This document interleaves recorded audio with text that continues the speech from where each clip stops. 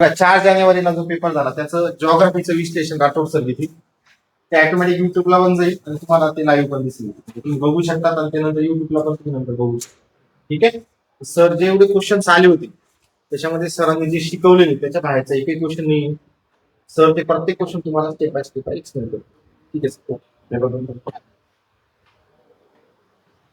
Start करते हैं sir का चालेल. स्टार्ट सुरू आहे का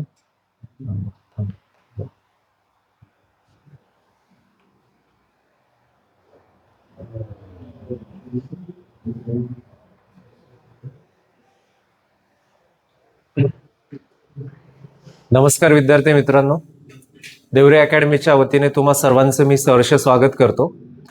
आज आपण बघणार आहोत की 4 जानेवारी 2026 ज्या रोजी महाराष्ट्र लोकसेवा आयोगाच्या वतीने ग्रुप बी कंबाईनची जी पूर्वपरीक्षा झाली आणि त्या परीक्षेमध्ये आपण सर्वजण होताच, म्हणजे आपण पेपर तो दिलाच असाल आणि त्या पेपरामध्ये आपण आपला जो काही स्कोर आहे तो आपल्या परीने तुम्ही चेक केला आहे. महाराष्ट्र लोकसेवा आयोगाची आन्सर की येत्या 1-2 दिवसामध्ये ती देखील येईल, की पेपर झाल्याच्या नंतर एक 7-8 दिवसामध्ये ती येत असते आणि आपल्या परीने आपण तो स्कोर चेक करत असतो. आता जसं की ही एक्झाम होत असते की ज्याच्यामध्ये 7 विषय असतात आणि 7ही सब्जेक्ट्सवरती आपल्याला परीक्षेमध्ये क्वेश्चन्स ही विचारली जातात. आपण आपल्या पद्धतीने अभ्यास करत असतो आणि त्याचसोबत आपल्या देवरे अकॅडमीची जी काही पूर्ण टीम आहे ती तुम्हाला मदत करत असते. प्रत्येक विषय आणि प्रत्येक विषयाचं सखोल ज्ञान त्या ठिकाणी तुम्हाला इकडे दिलं जातं. टेस्ट सिरीजच्या माध्यमातून असेल, जे देखील आपण ह्या ठिकाणी घेत असतो एव्हरी सॅटरडेला, आणि जिथे देखील आपली चांगली प्रॅक्टिस होते. या सर्व घडामोडींचा अभ्यास करताना आपल्याला आपण जी काही एक्झाम दिली त्या एक्झामच्या माध्यमातून 7ही विषय आपण हाताळलात, बघितलात, ते प्रश्न सोडवलीत. काही ठिकाणी तुम्हाला सोपे इझी वाटले असतील, काही ठिकाणी काही क्वेश्चन्स तुम्हाला बाउन्स देखील झाले असतील, कारण त्या क्वेश्चन पर्यंत आपण पोहोचलेलो नसतो. एकतर वेळ कमी मिळते अथवा तो टॉपिक तुम्ही कधी वाचलेला असतो पण परिपूर्ण वाचलेला नसतो. त्याच्यामुळे काय होतं की आपला स्कोअर जातो. आजच्या लेक्चर्समध्ये आपण बघणार आहोत भूगोल ह्या विषयातील महत्त्वाचे जे आयोगाचे जे काही क्वेश्चन्स असतील प्रिलिम्सच्या एक्झाम्समध्ये विचारलेली, त्या सर्व प्रश्नांचं विश्लेषण आपण आजच्या लेक्चर्समध्ये अभ्यासूयात. आणि ज्यात किती क्वेश्चन्स तुमचे बरोबर येत आहेत, काय कशा पद्धतीने भूगोलामध्ये आयोगानं क्वेश्चन्स विचारलेले आहेत आणि ज्यात कोणकोणत्या टॉपिकवरती जास्तीत जास्त क्वेश्चन्स विचारलेत ते देखील आपण आजच्या लेक्चर्समध्ये अभ्यासूयात. सो पुनश्च एकदा तुम्हा सर्वांचं सहर्ष स्वागत करतो. आणि दुसरं असं की तुम्हा सर्वांच्यासाठी आनंदाची बाब अशी की महाराष्ट्र लोकसेवा आयोगाने नुकतंच आज रोजी ज्या मागील राज्यसेवेची जाहिरात होती त्याच्यामध्ये व इतर खात्याचे विविध पोस्ट वाढलेली आहेत. म्हणजेच आपल्याला एक अभ्यासाला अजून एक चांगलं पोषक वातावरण निर्मिती ही मिळणार आहेत, एक बुस्टिंग मिळणार आहेत आणि त्याच गतीनं आपण देखील अभ्यास करायचे आहेत. सो देवरे अकॅडमीच्या सर्व टीमच्या वतीने तुम्हा सर्वांना परीक्षेसाठी खूप खूप शुभेच्छा, अभ्यासासाठी शुभेच्छा असेल. पहिला क्वेश्चन बघूयात आपण जिओग्राफीचा. इथे दिलंय बघा, पाणलोट क्षेत्र विकास कार्यक्रमाचं खालीलपैकी उद्देश कोणतं आहे असं एक विचारलंय. चला, इंग्लिशमध्ये म्हटलं जातं वॉटरशेड डेव्हलपमेंट प्रोग्रामच्या अंतर्गत झालेली कामं असतील. पहिलं दिलंय बघा ए मध्ये, भूमी उपयोजन आणि उत्पादनात पर्याप्त वाढ करणे असा एक महत्वाचा ए पॉइंट सांगतोय. बी मध्ये दिसतंय वाहत्या पाण्याला नियंत्रित करून भूमीचं क्षरण थांबवणे. Okay, so controlling run of इंग्लिशमध्ये देखील आहेत. बऱ्याच वेळा होतं काय की आपण परीक्षेमध्ये एखादा टॉपिक सोडवतो, एखादा क्वेश्चन सोडवतो, अशा वेळेस मराठी शुद्ध शब्द ज्याचा अर्थ बऱ्याच वेळा आपल्याला कळत नसतो, अशा वेळेस आपल्याला आयोगाने एक सुविधा दिलेली असते, ती म्हणजे बायलँग्वेज इंग्लिश शब्द दिलेला असतो, तो बघायला पाहिजे. आता बऱ्याच वेळा हा बाउन्सर शब्द आहेत, भूमीचं क्षरण, तर इथे लगेच आपण बघायला पाहिजे. ते बी मध्ये दिलंय की कंट्रोलिंग रन ऑफ दिलाय. 3C मध्ये दिलंय गुंतवणूक कमी उत्पादन खर्चामध्ये वाढ करणे. ओके, 3 ऑप्शन्स दिली आणि खास करून आपण हे दिलंय त्यांनी पाणलोट क्षेत्र. सो इथे दिलंय त्या ठिकाणी कॅचमेंट एरिया डेव्हलपमेंट वॉटरशेडच्या संदर्भात. आता याच्यापैकी आपल्याला विचारलंय त्यांनी कोणता उद्देश आहे, पर्यायी उत्तर दिलंय बघा. आता याच्यामध्ये बघा ए आणि बी हे योग्य आहेत, सी काय दिलंय याच्यामध्ये हे त्याचा आन्सर नाहीये. हा उद्देश नाहीये ना की कमी उत्पादन खर्चामध्ये वाढ. आता या पाण्याशी पाणलोटशी किंवा त्या कॅचमेंटशी आणि वाढ खर्च याचा कुठेही ताळमेळ लागत नाही. सो आपल्याला त्यांनी पर्याय ऑप्शन मध्ये विचारलं होतं की याच्यामध्ये काय कशा पद्धतीने योग्य उत्तर आहे. तर आपल्याला ए आणि बी दिसतंय. सो याचं पर्याय काय असेल? 2. ए आणि बी हे याचं फायनल उत्तर आहे. आता तुम्हाला प्रश्न पडला असेल की सर पाणलोट क्षेत्र म्हणजे काय किंवा कॅचमेंट एरिया म्हणजे नेमकं काय असतं? की बघा विद्यार्थी मित्र, की आपल्याकडे ज्या काही माउंटेन्स आहेत, डोंगर रांगा आहेत, तर ह्या ज्या काही डोंगर रांगा आहेत, या डोंगर रांगांवरती होणारा जो पाऊस आहे, हेवी रेनफॉल जो होतो, that is example for this western Ghat, Sahyadri और अदर माउंटेन्स. भारतातला जगातल्या पाठीवरचा कोणताही सेम पोझिशन आहे. वरती होणारा जो पाऊस आहे दोन्ही बाजूचा, तो एकत्रित भागामध्ये येत असतो. ओके, या बाजूनं खाली येईल आणि कुठेतरी हे पाणी अडवलं जातं. जसं की उदाहरणार्थ आहे आपल्या महाराष्ट्र राज्यामध्ये नाशिक जिल्ह्यामध्ये ज्यावेळेस आपण ब्रह्मगिरीचं डोंगर आहे, ओके, ब्रह्मगिरीचं ज्यावेळेस डोंगर आहेत, तर त्यावेळेस महत्वाचं आपल्याला लक्षात घेता येईल की वरच्या भागामध्ये इतकं प्रचंड पाऊस होतो आणि ते पाऊस जे आहे ते एकत्रितरित्या डोंगरावरनं काय केलं जातं, वाहून खाली आणलं जातं. आणि खाली आणल्यावरती काय होतं की एका भागामध्ये ते स्टोअर होतं, साठवलं जातं किंवा होतं ते. त्यालाच आपण पाणलोट असं म्हणतो. आणि पाणलोट हे 100 हेक्टरचं, 150 हेक्टरचं, 200 हेक्टरचं, 300-400 हेक्टरचं असतं, बऱ्यापैकी मोठं. त्याचा बेनिफिट थेट पुढे त्या वॉटरचा ॲग्रिकल्चर आणि इंडस्ट्रीसाठी होतो. सो याचा आन्सर आहे ए आणि बी. चलो नेक्स्ट जाऊयात, पुढचा क्वेश्चन बघूयात. पुढचा प्रश्न बघा इथं दिलाय आपल्याला की खालील विधानांचा विचार करा. ओके, की प्रश्न जर आपण बघितलात व्यवस्थित, जर तुम्ही वाचन केलेलं असेल, तुमचे कन्सेप्ट क्लिअर होत असतील किंवा तुम्ही करत असाल, तर नक्कीच त्या ठिकाणी त्याचा आपल्याला बेनिफिट्स होतो. आता क्वेश्चन कसा दिलाय बघा, ह्याच्यावरनं आपल्याला नदी आणि पर्वत रांगा, काय क्वेश्चन आहे, नदी असेल आणि पर्वत असतील असा एक क्वेश्चन विचारलाय. बघूयात ए मध्ये काय सांगितलंय. रायरेश्वरापासून शिंगणापूर पर्यंत पसरलेल्या रांगेला शंभू महादेव डोंगर रांग असं म्हटलं जातं. सो बघा आपल्या सह्याद्रीच्या 3 उपपर्वत रांगा आहेत, त्यातली तिसरी शंभू महादेव आहे. जसं की ह्या बाजूनं आपण जर बघितलं, नंबर 1, नंबर 2, नंबर 3 हा मेन आपला सह्याद्री किंवा त्याला आपण वेस्टर्न घाट बोलतो. पहिली सातमाळा अजिंठा टेकडी, दुसरी हरिश्चंद्र बालाघाट, तिसरी शंभू महादेव. हे आपण लेक्चरला बऱ्याच वेळा तुम्हाला मी सांगितलं होतं. फळ्यावरती रंगून रंगून त्या ठिकाणी आपण नद्या काय तर जलविभाजित त्या ठिकाणी झाल्याचं आपण लेक्चरला डिस्कसही केलं होतं. सातमाळ अजिंठा टेकडीमुळे याच्या वरती जी नदी आहे ती तापी आहे. त्याच्यानंतर जर बघितलं आपण, याच्या अंतर्गत जी खाली येते सातमाळ अजिंठा टेकडीच्या इथे जी लिहिलंय गोदावरी. हरिश्चंद्र बालाघाटच्या खालच्या बाजूला भीमा आणि शंभू महादेवच्या खालच्या बाजूला येते कृष्णा आहे. सो इथे दिलंय की रायरेश्वरापासून शिंगणापूर पर्यंत पसरलेल्या रांगेला शंभू महादेव. सो हे उत्तर बरोबर आहे, म्हणजे ए हे बरोबर आहे. सातपुडा पर्वत रांगेमुळे नर्मदा आणि तापी ह्या 2 नद्या वेगळ्या होत्या. ज्यावेळेस आपण सातपुडा शिकत होतो त्याही वेळेस मी तुम्हाला हे सांगितलं होतं. जसं की इथे हा सातपुडा आहे वरती आणि खाली दिसते आपल्याला तापी आणि याच्यावरती दिसते आपल्याला नर्मदा. सातपुड्याच्या नॉर्थ साईडला नर्मदा नदी आणि साऊथ साईडला कोणती नदी आहे, तर तापी नदी आहे, म्हणजे हे देखील उत्तर बरोबर आहे. हरिश्चंद्र बालाघाट डोंगर रांगेमुळे गोदावरी आणि भीमा नदीचं खोरं अलग झालंय. हरिश्चंद्र बालाघाट, गोदावरी आणि भीमा वेगळं झालंय. सो याचंही उत्तर बरोबर आहे. गोदावरी आणि तापी नदीच्या खोऱ्यांना वेगळी करणारी जी रांग आहे ती आहे सातमाळा अजिंठा टेकडी. ही गोदावरी आणि त्याच्यावरती तापी. ठीक आहे. सो जास्तीत जास्त असे क्वेश्चन अभ्यासत असताना आपण ॲटलासचा वापर करा, नकाशा भरा, ब्लँक्स नकाशे घ्या, ते भरा, बघून भरा वाटल्यास, पण मात्र प्रॅक्टिस करा.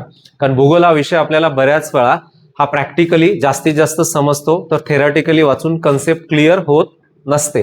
त्याच्यामुळे आपण असे जे काही क्वेश्चन आहेत ते प्रॅक्टिकली बघायला पाहिजे. ABCD 4 बरोबर आहेत, तर इथं दिलंय आपल्याला वरील सर्व विधाने बरोबर आहेत. त्याच्यामुळे हे एक आपण माउंटेन अँड रिव्हर्स वर्ण हा क्वेश्चन आहे. पुढचा क्वेश्चन दिलाय आपल्याला बघा, खालीलपैकी कोणते विधान चुकीचं आहे. इथे रॉंग विचारलंय बरं का, हायलाइट करून घ्यायचं आधी, की एखादा पॉइंट जो असतो ना त्याच्यावरती काय करायचं आपण हायलाइट करून घेत चला, कारण आपल्याला ते लक्षात राहून जातं की आपल्याला विचारलं काय आणि आपण काहीतरी वेगळंच आन्सर देतो. अशा वेळेस हे होतं की आपण तो क्वेश्चन व्यवस्थित वाचा. त्यांनी विचारलंय चुकीचं, म्हणजेच रॉंग असा शब्द इथे वापरलाय.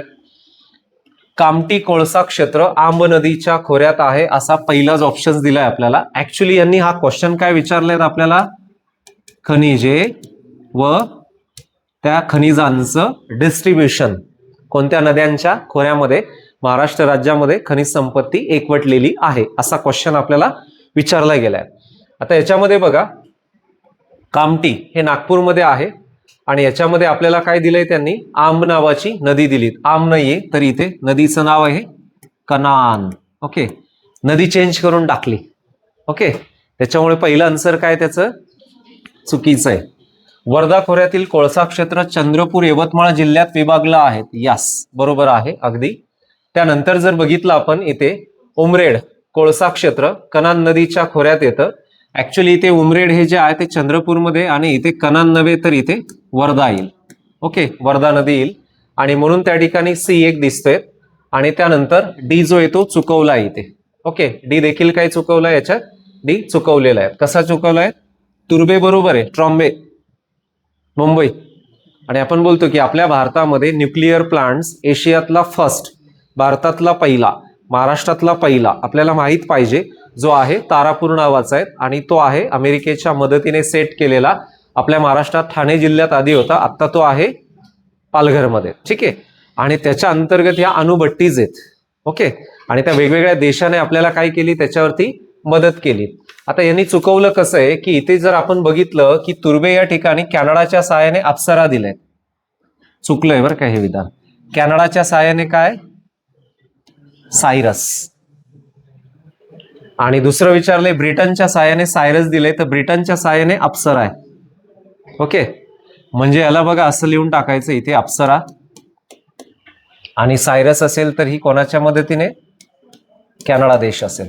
सो म्हणजेच ह्या प्रश्नाचं जर उत्तर आपण बघितलं की जवळपास पहिला एक कामठीचा आलाय, कामठी नागपूर कनान नदी आहे जे मी मगाशी लिहिलं, आणि त्यानंतर असेल तर ते चुकलंय. आणि वर्धा खोऱ्यातील जो क्वेश्चन विचारलाय बी मध्ये तो काय अगदी योग्य आहे, बरोबर.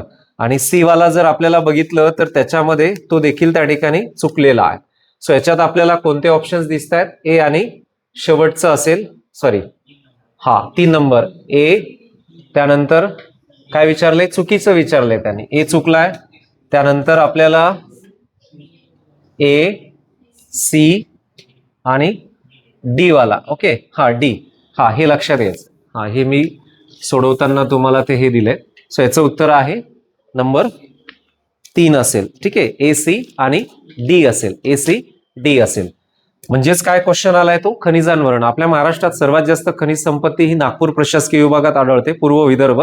आणि क्रमांक 2 वरती सर्वात जास्त खनिज संपत्ती आपल्याकडे कोकण व पश्चिम महाराष्ट्र राज्यामध्ये आढळते. असेच क्वेश्चन आपल्याला एक खनिज आणि त्याचा जिल्हा म्हणून विचारली जातात. चला पुढे जाऊयात. नेक्स्ट पुढचा जो काही क्वेश्चन आहे तो आपल्या ऍग्रिकल्चर युनिव्हर्सिटी महाराष्ट्र राज्याच्या संदर्भात विचारलाय. महात्मा फुले कृषी विद्यापीठाचं डाळिंब तंत्रज्ञान संशोधन केंद्र पोमोग्रेनेट्सचं हे लखमापूर दिलंय.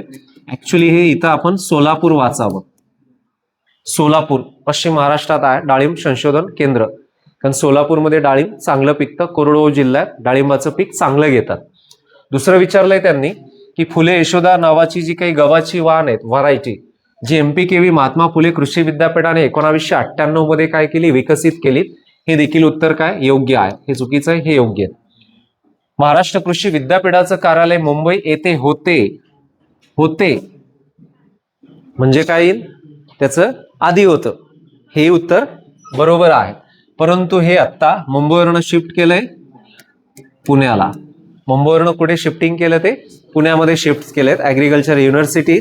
आणि आपलं कृषीचं आयुक्तालय देखील कुठं आहे, पुण्यामध्ये आहे. सो ते शिफ्टिंग झालंय, मुंबईला ते होतं आधी.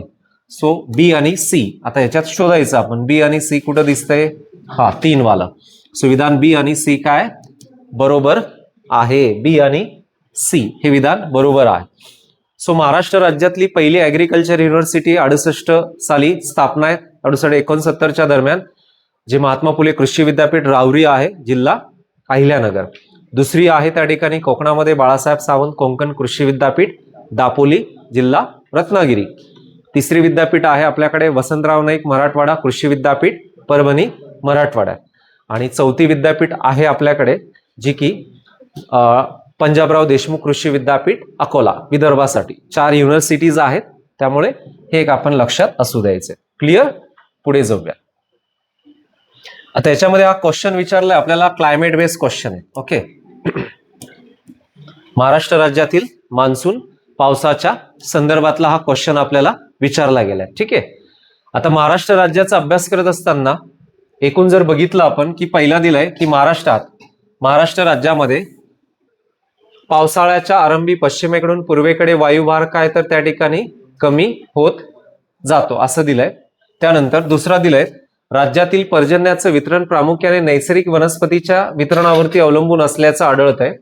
त्यानंतर नैऋत्य मोसमी वारे घाटमाथ्यावरनं पूर्वेकडे जातात तेव्हा त्याचं बाष्पधारण शक्ती जी असते ती काय तर वाढते.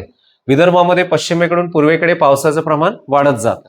आता याचा पूर्ण जर आपण व्यवस्थितरित्या अभ्यास केला तर हा कन्सेप्च्युअल की जिथे आपल्याला कन्सेप्ट क्लिअर पाहिजे, महाराष्ट्राच्या पूर्व विदर्भ असेल, महाराष्ट्र राज्याचा आपल्याकडचा पश्चिम असेल, ओरोग्राफिक रेनफॉल आपल्याला माहीत पाहिजे, ह्युमिडिटी आर्द्रता आपल्याला माहीत पाहिजे आणि हवामानाचं एकूण वेध आपल्याला हे सर्व घेता यायला पाहिजे. हा जो काही क्वेश्चन्स दिलाय आपल्याला की ज्याच्यामध्ये आपल्याला क्लिअर केलंय की पहिला जर असेल आपल्याला की महाराष्ट्रात पावसाच्या आरंभी पश्चिमेकडून पूर्वेकडे वायुभार जो येतो त्या ठिकाणी कमी होत जातो आणि आपल्याला अचूक म्हणजे काय विचारलंय, बरोबर विचारलंय. सो याच्यामध्ये आपल्याला पहिलं जे आहे ते याचं उत्तर जे आहे ते ये योग्य आहे. ओके, दुसरं दिलंय नैसर्गिक वनस्पती. ऍक्च्युली हा देखील एक क्वेश्चन त्याच्यातला हा योग्य पण सांगता येईल आपल्याला, पण त्या सिरीज नुसार जर गेलो तर याचं योग्य उत्तर आपल्याला पहिले 4 आहे हे लक्षात घ्यायचंय. ACD बरोबर ही आहेत. कारण नैऋत्य मोसमी वारे घाटमाथ्यावरनं पूर्वेकडे जाताना त्याची बाष्पधारण शक्ती वाढते, प्लस होते. की बऱ्याच वेळा आपल्या महाराष्ट्र राज्याला खास करून नैऋत्य मोसमी वाऱ्यापासून बऱ्यापैकी 80 ते 85% पाऊस या ठिकाणी मिळतो आणि उर्वरित पाऊस आपल्याला कोणत्या वाऱ्यापासून मिळतो, ईशान्य मोसमी वाऱ्यापासून, जे पूर्व विदर्भाला असेल किंवा देशाच्या पूर्व ईशान्य भागात असेल तो एक असेल. विदर्भामध्ये पश्चिमेकडून पूर्वेकडे पावसाचं प्रमाण काय होत जातं, प्लस होत जातं. म्हणजे आता पश्चिम म्हणजे कोणता, अमरावती प्रशासकीय विभाग, आणि पूर्व म्हणजे कोणता, नागपूर प्रशासकीय विभागातील जो गोंदिया असेल, भंडारा असेल, गडचिरोली जिल्हा असेल, चंद्रपूर असेल, त्या भागामध्ये पाऊस काय होतो, वाढतो, जास्त होतो, ईशान्य मोसमी वाऱ्यांच्या पासून असेल. तर 4 नंबर हे आपण लक्षात असू द्यायचे. ठीक आहे, याचा आन्सर 4 असेल. पुढे दिलंय आपल्याला नदीवरती क्वेश्चन आलाय. खालीलपैकी कोणती विधाने बरोबर आहेत, बरोबर आहेत असा क्वेश्चन आहे. वैतरणा आणि तानसा उल्हास नदीच्या उपनद्या आहेत. तर ऍक्च्युली हे पहिलं विधान चुकलंय, कारण वैतरणा नदी ही स्वतंत्र आहे, उल्हास नदी देखील स्वतंत्र आहे. वैतरणा उल्हास दोन्ही काय नद्या या स्वतंत्र आहेत. त्यानंतर आपण जर बघितलं आता वैतरणा ही विदर्भ बोललं गेलं, कोकणातली सर्वात लांबीची 154 किलोमीटर प्रवास करणारी सर्वात लांब नदी सांगितली जाते. त्याच्यासोबत आपल्याला दुसरं एक दिसतंय तानसा असेल. ओके, पण उल्हास हे त्याच्यात नाहीये. तानसा उल्हास नदीच्या उपनद्या आहेत असं वैतरणेला सांगितलंय, पण ती स्वतंत्र नदी, चुकलंय विधान. खानापूर पठाराच्या दक्षिणेला कृष्णा नदी वाहते हे विधान योग्य आहे. मण्याळ नदी गोदावरी नदी खोऱ्यात आहे हे विधान देखील योग्य आहे. सो याच्यामध्ये ऍक्च्युली इथं 2 झालंय, बी आणि सी हे त्याचं काय दिलंय त्या ठिकाणी बरोबर विधान दिलंय, बी आणि सी. कारण मण्याळ ही जी नदी आहे ही गोदावरी नदी खोऱ्यातली आहे. आता आपल्याला क्वेश्चन पडलं असेल की गोदावरी खोऱ्यातली म्हणजे मांजरा नदी, मांजरेची उपनदी कोण आहे, मण्याळ आहे. ओके, मांजरा नदी कुठे वाहते, मांजरा मराठवाडा, लातूर वगैरे भागात, नांदेड. तर मण्याळ नदीचा उगम अहमदपूर नावाचं एक शहर आहे, तालुका आहे लातूर जिल्ह्यात, जिकडे होतो आणि ही वाहत जाऊन पुढे त्या ठिकाणी लातूर असेल, नांदेडमध्ये असेल. ओके, ह्या भागात ती प्रवास करते. जसं की मांजरेची ती उपनदी आणि मांजरा नदी ही पुढे जाऊन त्या ठिकाणी गोदावरीला मिळते. म्हणजे मण्याळा ते मांजरा, मांजरा ते मुख्य नदी गोदावरी, हे आपण त्या ठिकाणी लक्षात असू द्यायचे. ठीक आहे, नदीवरनं क्वेश्चन आलाय. जसं की आपल्याला राज्यसेवा असेल, कंबाईनचा ग्रुप बी सी चा पेपर असेल, पॉप्युलेशनवरनं हमखास क्वेश्चन असतो. 1 अथवा 2 प्रश्न पॉप्युलेशनवरती विचारली जातात. म्हणून पॉप्युलेशनचा अभ्यास आपण नेहमी करायलाच पाहिजे. मग त्यामध्ये लिंगोत्तर रेशो असेल, साक्षरता असेल, डेन्सिटी घनता असेल किंवा दशवार्षिक वाढ डिकेडेड ग्रोथ असेल, लिटरसी असेल, हे सर्व अभ्यासात. 2011च्या जनगणनेनुसार महाराष्ट्रातील खालीलपैकी कोणत्या 3 जिल्ह्यांमध्ये ऋणात्मक, जिथे आपण इंग्लिशमध्ये वाचायचं निगेटिव्ह ग्रोथ रेट वृद्धी दर दर्शवतो. आता बघा, पहिलं दिलंय मुंबई उपनगर, सिंधुदुर्ग आणि रत्नागिरी. दुसरं मुंबई शहर, सिंधुदुर्ग, रत्नागिरी दिलंय. तिसरं मुंबई उपनगर, सिंधुदुर्ग, पालघर दिलंय. त्यानंतर चौथं मुंबई शहर, सिंधुदुर्ग आणि पालघर दिलंय. सो याचं जे उत्तर आहे तर ते आहे त्या ठिकाणी आपल्याला पहिलं दिलंय मुंबई उपनगर, दुसरं दिलंय मुंबई शहर. या दोघांमध्ये इथे थोडंसं आपल्याला कन्फ्युजन करणारं त्यांनी टाकलंय. ऍक्च्युली जर आपण लिंग गुणोत्तर रेशो जर बघितला तर आपल्या महाराष्ट्रात रत्नागिरी जिल्ह्याचा सर्वात जास्त आहे. पण यांनी काय विचारलं, इथे ऋणात्मक विचारलंय. ऋणात्मक आल्यामुळे याच्यातलं जे 3 ऑप्शन्स दिलीत आपल्याला, त्याच्यामध्ये मुंबई शहर असेल, सिंधुदुर्ग असेल आणि रत्नागिरी असेल. ओके, म्हणजे याचं उत्तर कोणतं सांगता येईल आपल्याला? ऑप्शन 2 वाला सांगताय की एक मुंबई सिटी असेल, त्यानंतर सिंधुदुर्ग जिल्हा येतो आणि त्यानंतर 3 नंबरला कोण येतोय? रत्नागिरी जिल्हा येतोय. तर आपल्याला 3 जिल्ह्यातला ऋणात्मक योग्य पर्याय ओळखायचं होतं. उत्तर आहे 2, लक्षात घ्यायचं. आता आपल्या महाराष्ट्रात सर्वात जास्त पहिली 5 जिल्हे आपल्याला माहीत पाहिजे, सर्वात जास्त लोकसंख्या असणारी. शेवटची देखील आपल्याला माहीत पाहिजे. आपल्याकडे सर्वात जास्त लोकसंख्या 2011 नुसार ठाण्याची होती, पण 14 मध्ये मूळ ठाण्यातनं पालघर वेगळं झालं, त्याच्यामुळे आत्ता जी लोकसंख्या आहे सर्वात जास्त पुण्याची आहे. आणि सर्वात कमी 2011च्या जनगणनेनुसार महाराष्ट्रातला सर्वात कमी लोकसंख्या असणारा जिल्हा विचारला तर सिंधुदुर्ग हे उत्तर द्यायचे. क्लिअर? पुढे जाऊया. हा क्वेश्चन विचारलाय आपल्याला त्या ठिकाणी महत्वाची जी नदी आहे सिंधू. राज्यसेवेलाही क्वेश्चन होता सिंधूवरती.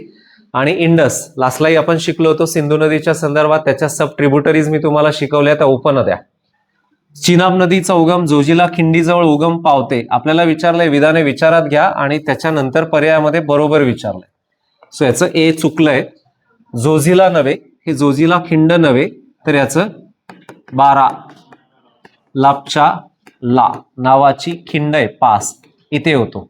जोजिलामध्ये होत नाही. This is a options wrong, चुकलंय. रावी नदीचा उगम आहे रोहतांग खिंड, हे बरोबर आहे. सतलजचा उगम देखील हे राकस शब्द येतो, राकस सरोवर म्हणूयात, लेक म्हणूयात, की जिकडे त्या ठिकाणी झाल्याचा दिसून येतोय मानसरोवराच्या नजदीक. सिंधू, इंडस आणि जी सतलज, या दोन्ही तिथेच उगम पावतात. दोन्ही पॅरेलल 600-650 किलोमीटर चालत येतात, प्रवास करत येतात. चालत इन द सेन्स वाहत येतात आणि मग पुढे त्यांचे फाटे फुटतात. सो म्हणून इंडस, सिंधू नदीच्या उपनद्या विचारल्यात. सो याच्यामध्ये त्यांनी विचारलंय की कोणती विधानं बरोबर आहेत, बी आणि सी. सो बी सी म्हणजे याचं उत्तर आहे तिसरं उत्तर आहे. क्लिअर इथपर्यंत? इंडस ही एक महत्वाची आपल्या भारतातली नदी सांगितली जाते. संचालयन खनिज विभाग नागपूर यांच्या 2014च्या आकडेवारीनुसार महाराष्ट्रात लोह खनिज आयर्न ओर साठा कोणत्या जिल्ह्यात अधिक शब्द विचारलाय बरं का. अधिक म्हणजे सर्वाधिक जास्त सापडतो. अन्यथा आपल्याला लोह खनिज हे बऱ्यापैकी डिस्ट्रीब्यूट झालंय विदर्भात, जिल्ह्यांमध्ये. ऍक्च्युली तो सिंधुदुर्ग जिल्ह्याला देखील आढळतो. कोण? लोह खनिज. आणि लोह खनिजाचा सर्वात जास्त उपयोग आहे उच्च प्रतीचं पोलाद तयार करण्याच्या साठी. सो याचं फायनल आन्सर आहे 3, गडचिरोली भागात सुरजागड. की मी हे लेक्चरला तुम्हाला सांगितलं होतं आणि अशी एक पीपीटी पण होती की फायनलाइज सुरजागडला हायलाइट केलेला पॉइंट्स होता. तर सुरजागड भागातील जो काही लोह खनिज आहे तो अत्यंत चांगल्या क्वालिटीचा असतो, ज्याचा आन्सर आहे गडचिरोली. ठीक आहे, पुढे जाऊयात. नेक्स्ट. आता याचं जर आपण बघितलं तर त्या ठिकाणी आपल्याला काय दिलंय की कोपेनचे हवामान विभाग. आता हे देशाच्या संदर्भात आहेत. त्रिवार्ताने महाराष्ट्रात 3 तयार केलेत हवामानाचे विभाग. त्रिवार्ताच्या हवामान विभागानुसार महाराष्ट्रात 3 आहेत. ऍक्च्युली हे कोडवर्ड असतं दिलेलं त्या ठिकाणी. त्या समशीतोष्ण असेल म्हणजे टेम्परेट, ट्रॉपिकल सब ट्रॉपिकल असेल म्हणजे त्याला आपण त्या ठिकाणी उष्ण कटिबंधातलं असं ते म्हणत असतो. सो याचं जे बघा CWG, याचं जर उत्तर बघितलं आपण तर त्या ठिकाणी तो आहे एचं हे वालं. त्यानंतर आपल्याला BWHWचं आहे 1. 2 सापडले म्हणजे याचं उत्तर सापडतं आपल्याला. तर उत्तर काय याचं? क्रमांक 1. पुढे बघा DFC आपल्याला दिलंय. DFCचं त्या ठिकाणी 2 दिलंय, थंड आणि आर्द्र. AMWचं उष्ण कटिबंधी दिले. सो म्हणून हा शेवटचा जर बघितला मध्यम तापमान असणारा भाग आहे. क्लिअर? याचा आन्सर क्लिअर झालं मग 1. चलो पुढे जाऊयात. नेक्स्ट हवामानाच्या वरती हा क्वेश्चन आहे. पुढचा क्वेश्चन, यस इथपर्यंत आपण होतो. हा हे इकॉनॉमिक्स चालू झालंय. म्हणजे बघा हवामानावरती देखील आपल्याला क्वेश्चन आहे. हवामानावरती किती क्वेश्चन्स विचारले? 2. तर कन्सेप्ट क्लिअर करा, मॅप्स बघा आणि सोपं आपल्याला जाणार आहेत. म्हणून छान पद्धतीने असाच अभ्यास आपण ग्रुप सी साठी करा. आणि ज्या पद्धतीने आपल्याला टेस्ट सिरीज सोडवण्यासाठी आता थोडासा जो वेळ आहे तेही करा आपण छानपैकी. सो म्हणून पुढच्या परीक्षेसाठी देवरे अकॅडमीच्या सर्व टीमच्या वतीने तुम्हा सर्व विद्यार्थ्यांना परीक्षेसाठी खूप साऱ्या शुभेच्छा. Thank you so much.